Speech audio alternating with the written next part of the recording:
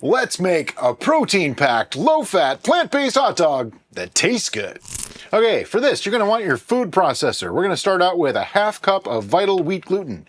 Yes, it is necessary for this dish. It just doesn't work without it. To that, we're going to have a half teaspoon of black pepper, 2 tablespoons of nutritional yeast, 1 tablespoon of garlic powder, 1 tablespoon of onion powder, 1/2 teaspoon of ground nutmeg, 1/2 teaspoon of ground cumin, or cumin, however you like to say it, 2 teaspoons of smoked paprika, 2 teaspoons of maple syrup, a half teaspoon of salt, 3 ounces of Mori New firm silken tofu. I know that sounds like a misnomer, but it is actually firm silken tofu. 2 tablespoons of ketchup. This happens to be Heinz Simply ketchup. 2 tablespoons of the only mustard worth using in a hot dog, and that is golden spicy mustard. I'm joking. Of course, you can use whatever kind of mustard you like. Make sure to get it all over the bowl when you're putting it in. It adds to the experience. I'm going to process this, pulse it a few times, see if it'll come together. I may need to add a little bit of water. I'll let you know.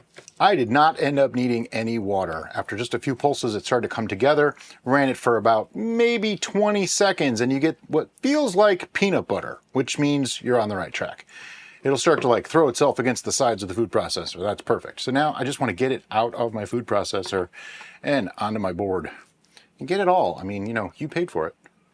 I never know exactly how many hot dogs I'm going to get because it all depends on how big I make them. But this time we're going for more of a traditional bun size. So I'm just going to kind of make this into a sort of a square, cut it in half, cut each of those in half again. You can see I'm being so precise about it. Once I get them portioned out, I'm just going to put them back in the bowl so that I can clear off my board. Okay, we have our tin foil. We have our hunk of hot dog dough. Just going to put it on there, spread it out just a little bit, and give it a roll. Pretend like you're playing with Play-Doh. I was just going to say that. Whoops, don't tear the tin foil though. You just kind of roll it out to almost the size you want. You're making a snake. Yep.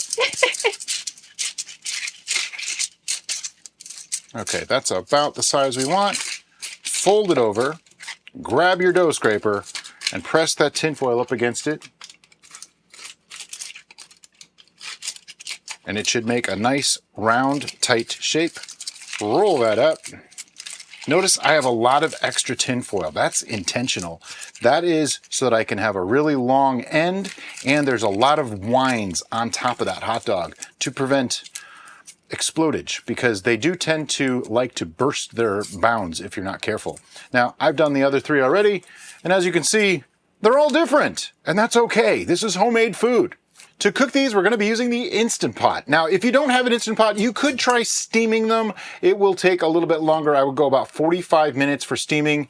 Should work just fine. What I do, though, is I put some water in the bottom of my Instant Pot, about that much, and then I have one of these old-fashioned metal steamer baskets that I just put in there. And then, take your hot dog, bend up those tails so that they fit. See, I would have liked a little bit more width on that one. He might actually have problems. Okay, this goes into the Instant Pot for 1 hour on high pressure. Then you can just release the pressure and we'll be back at that point. All right, after an hour, our hot dogs are done. So now it's time to unravel them. If you happen to have a life partner with asbestos hands, this is a good time to employ them.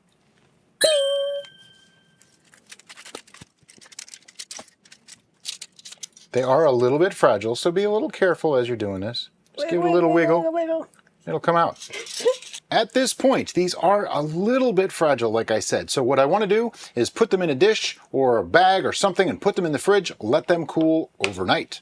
Okay, they've been in the fridge overnight. They've cooled off. They've firmed up a little bit. Now I'm going to take one of those and throw it on the grill. We'll be back to show you what it tastes like. Here we have a hot dog in my grill pan. This grill pan will be linked in the description below. It's actually really awesome. Works great for an indoor grilling. And I'm going to show you in just a second how I heat up the buns.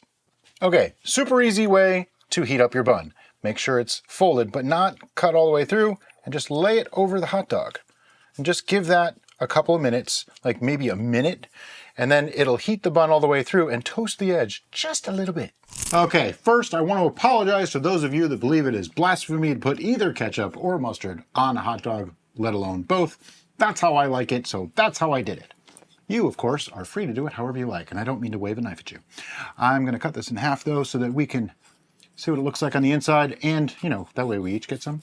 Alrighty, on the inside, that's looking like a hot dog to me. I like my hot dogs pretty simple, or I go for the full-on chili cheese dog, which we did a video on that too. We'll make sure to link that. Yes, this recipe is just a little bit different than those, but equally as good, I think. That's pretty convincing. Yeah, if you're missing out on the hot dog experience, just do this. Trust me, they're great. These are low in fat, lots of protein, really amazing flavor. They work well as a sausage all around, but it actually really does come across kind of like a hot dog. Mm-hmm.